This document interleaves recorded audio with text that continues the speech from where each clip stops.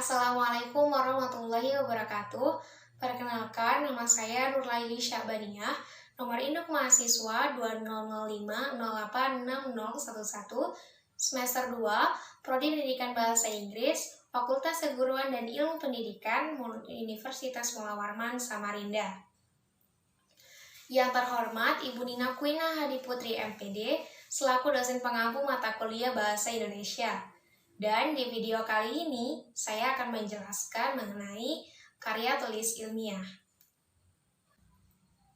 Oke, untuk pembahasan yang pertama adalah pengertian karya tulis ilmiah. Nah, karya tulis ilmiah dalam bahasa Inggris adalah scientific paper atau karya tulis yang dilakukan oleh seseorang untuk memecahkan suatu permasalahan dengan landasan teori dan metode-metode ilmiah. Dan juga untuk mencari jawaban mengenai suatu hal dan untuk membuktikan kebenaran tentang sesuatu yang terdapat dalam objek tulisan.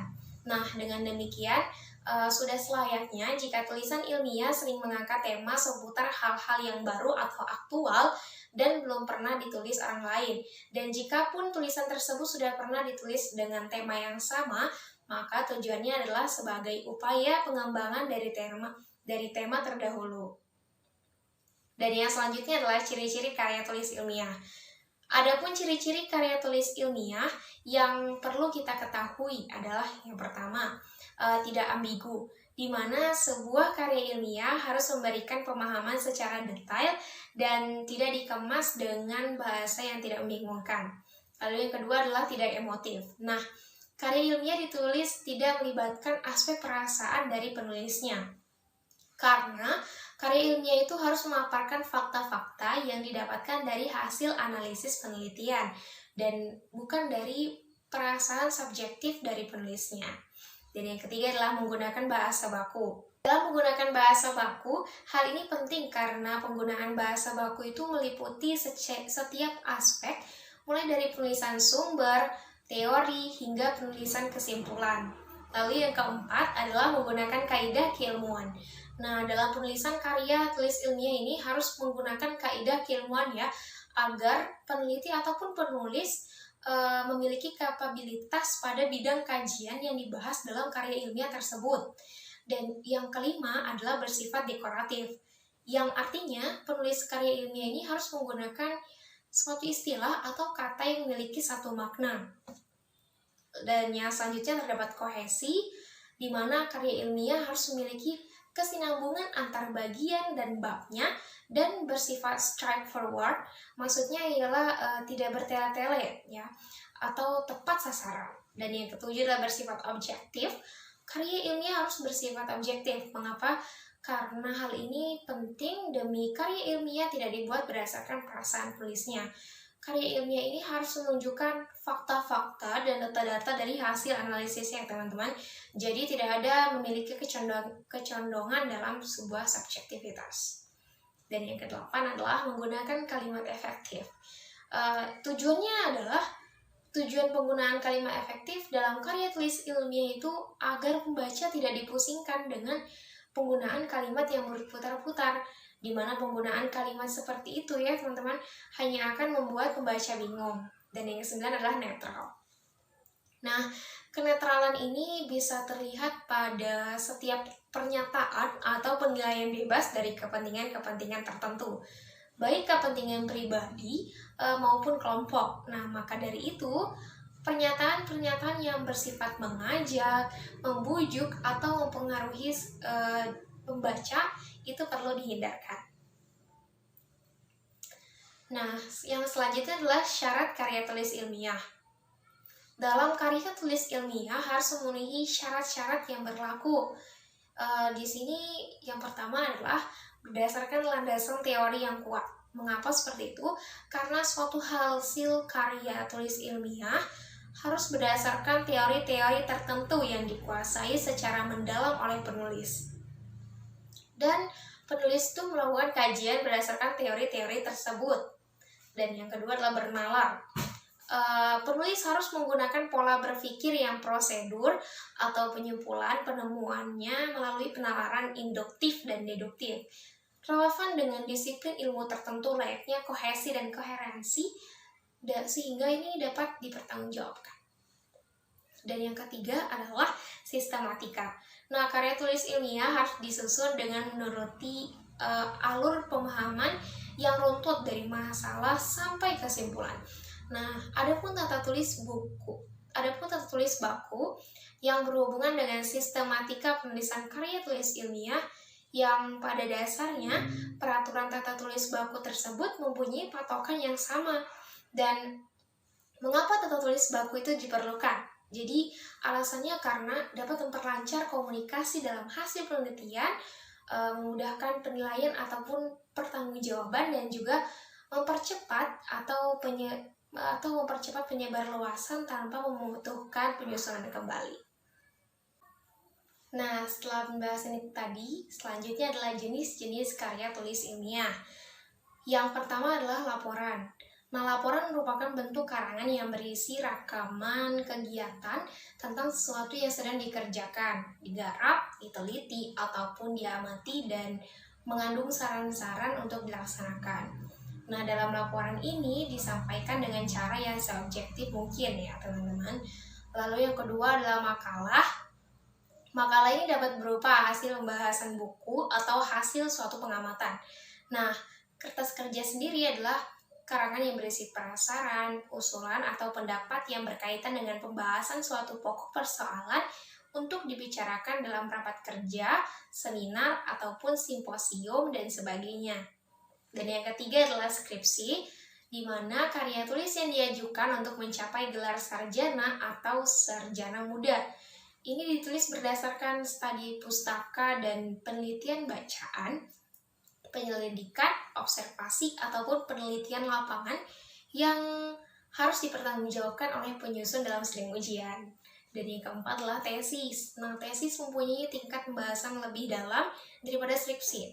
Nah, pernyataan-pernyataan dalam teori ini didukung oleh argumen-argumen yang lebih kuat dibandingkan dengan skripsi ya teman-teman, karena tesis ditulis dengan bimbingan seorang dosen senior yang bertanggung jawab dalam bidang studi tersebut.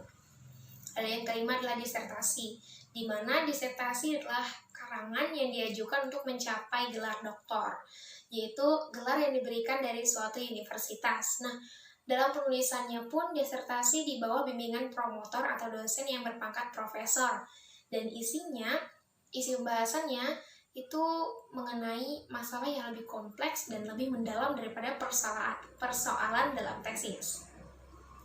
Dan yang keenam adalah resensi. Nah, dalam resensi merupakan karya tulis yang berisi hasil penimbangan, pengulasan, ataupun penilaian dalam sebuah buku.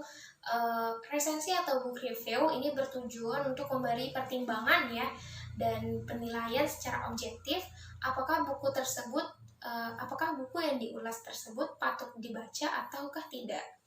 Dan yang ketujuh adalah kritik. Dalam kritik, sebagai bentuk karangan yang berisi penilaian baik buruknya suatu karya yang objektif, yang juga menampilkan kelebihan atau keunggulan karya itu seperti apa adanya. Dan yang kedelapan adalah esai, dan dalam esai ini itu yang semacam kritik yang lebih bersifat subjektif. Nah, maksudnya esai ini dikemukakan dalam bentuk yang lebih pendapat pribadinya, lebih ke pendapat pribadi penulisnya. Dan yang kesembilan adalah artikel ilmiah, di mana artikel ilmiah bisa ditulis secara khusus, namun bisa juga ditulis berdasarkan hasil penelitian.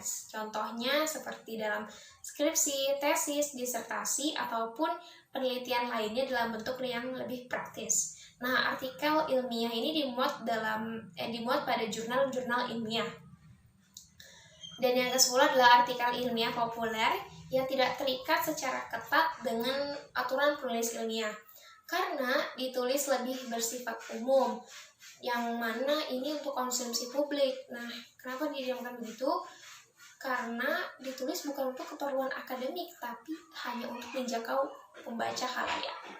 Dan yang terakhir adalah kertas kerja.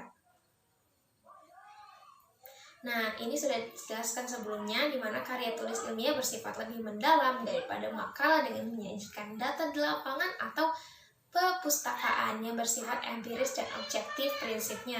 Dan ini sama seperti makalah. Makanya itu dijelaskan sebelumnya ya teman-teman, dan ini ditulis untuk dipresentasikan dalam seminar atau lokakarya yang biasanya dihadiri oleh ilmuwan. Nah, setelah jenis-jenis karya ilmiah tadi, ada pun sistematika penulisan karya tulis ilmiah, yang secara umumnya kerangka penulisan karya ilmiah itu dibagi menjadi 3 bagian. Yang pertama adalah pendahuluan, isi, lalu penutup. Dalam bagian pendahuluan sendiri itu berisi halaman judul, halaman pengesahan, kata pengantar, daftar isi, daftar tabel, atau daftar gambar dan grafik. Dalam halaman judul ini ditulis dengan huruf kapital. Biasanya di tengah, lalu halamannya tuh agak ke atas. Terus dalam bagian halaman pengesahan, ini digunakan untuk karya-karya ilmiah yang biasanya diujikan atau dipertahankan di depan penguji. Dan halaman pengesahannya ini seperti skripsi, tesis, dan disertasi, dan menandakan bahwa karya ilmiah ini siap untuk disidang. Terus dalam pembahasan kata pengantar. Nah, dalam kata pengantar ini dicantumkan terima kasih untuk orang-orang penting, lembaga atau organisasi, dan pihak-pihak lain yang telah membantu. Dan tulisan kata pengantar ini digabung dengan huruf kapital, simetris, di batas atas bidang pengetikan dan tanpa tanda titik. Lalu yang ini adalah halaman abstrak. Nah, dalam abstrak ini sebuah istisar atau ringkasan dalam sebuah karangan. Nah, dalam abstrak harus disusun sesingkat mungkin karena harus dimuatkan dalam satu halaman saja ya teman-teman. Lalu selanjutnya dalam pembahasan daftar isi. Nah, dalam daftar isi ini para pembaca yang harus ditempatkan di bagian depan karya ilmiah. Ini tempatnya daftar isi. Nah, terus daftar isi ini memakai nomor halaman yang terdiri atas bab-bab atau subbab serta rinciannya. Lalu dalam pembahasan daftar tabel, gambar, dan grafik. Nah, jika menggunakan lampiran tabel, gambar, dan juga grafik untuk menunjang isi laporan, maka harus mencantumkan nomor urut dan halaman dengan jelas ya teman-teman. Yang kedua adalah bagian isi. Nah, bagian isi terdiri dari pendahuluan yang memaparkan latar belakang, perumusan masalah, tujuan, dan kegunaan penelitian, hipotesis, penjelasan, dan metode penelitian. Latar belakang. Dalam masalah latar belakang, ini hal tertentu yang mendorong mahasiswa atau siapapun yang melakukan penelitian. Yang kedua ada rumusan masalah. Dalam rumusan masalah ini dirumuskan harus merupakan hasil perspesifikasiannya itu atau penghususan masalah utama yang harus dijawab pada bab kesimpulan. Yang ketiga itu ada tujuan dan manfaat penelitian. Nah, di bagian ini untuk mengetahui sebuah atau sejumlah fenomena tertentu, di mana manfaat penelitian itu yakni sesuatu yang bisa dirasakan dan dilaksanakan, dan ada manfaat yang bersifat teoritis dan juga bersifat praktis. Lalu yang selanjutnya dalam pembahasan metodologi. Nah, dalam penelitian metodologi merupakan alat, prosedur, dan teknik yang dipilih dalam melaksanakan penelitian, serta menyangkut berbagai hal yang diperlukan atau digunakan selama penelitian berlangsung. Lalu, landasan teori atau tinjauan pustaka. Landasan teori diletakkan pada bab 2, berisi uraian teoritis yang terhubung dengan masalah penelitian dan konsep yang mendasari perumusan hipotesis. Nah, hal-hal yang perlu ditulis harus sesuai kajian dan harus berpedoman pada judul, topik, masalah, dan kerangka berpikir atau pada variabel penelitian sekalipun. Dan diperlukan 2 landasan. Yang pertama adalah landasan teoritis atau teori yang digunakan untuk membangun kerangka kerja penelitian dan juga metodologis, di mana hal ihwal yang berkaitan dengan desain penelitian termasuk langkah-langkah pengumpulan dan pengolahan data. Lanjut, dalam hasil penelitian yang menguraikan pengolahan dan analisis data, serta penafsiran hasil analisis data. Nah, dalam bagian hasil penelitian ini diuraikan apa saja sih hasil penelitian yang mencakup, dan hasil survei berdasarkan analisis dan pembahasannya itu bisa disajikan secara bersama-sama atau terpisah. yang bisa berupa uraian, tabel, dan juga gambar. Lalu data yang dilaporkan pun sudah harus berupa data yang terolah ya, bukan data mentah. Dan selanjutnya adalah kesimpulan dan saran. Nah, dalam hal ini menguraikan keseluruhan hasil penelitian dan mengulas hasil penafsiran yang dirujukan pada landasan teori yang kemudian digunakan untuk dikemukakan beberapa saran. Dan yang terakhir adalah bagian penutup. Nah, pada umumnya bagian penutup itu terdiri dari daftar kepustakaan yang harus secara lengkap dan sistematis mencantumkan seluruh buku atau sumber yang digunakan dalam penulisan laporan tersebut. Lalu yang kedua ada lampiran. Nah, dalam lampiran ini berisi seluruh materi yang disertai daftar pertanyaan, perhitungan statistik, tabel, dan lain-lain. Lalu yang ketiga ada indeks. Nah, dalam indeks ini berisi daftar kata, istilah, atau nama yang ada dalam laporan dan disusun menurut abjad. Bagaimana? Sampai sini teman-teman sekalian sudah mulai memahami kan? Nah, teman-teman, sangat mudah bukan untuk dipahami, dan dari materi singkat tadi dapat membantu kita lebih mudah memahami mengenai pembahasan karya tulis ilmiah. Terima kasih telah menonton channel YouTube ini. Pantengin terus channel YouTube ini dan jangan lupa like, comment, dan subscribe biar nggak ketinggalan materi menarik lainnya. Saya Nurhali Syabania, pamit undur diri. Wassalamualaikum warahmatullahi wabarakatuh.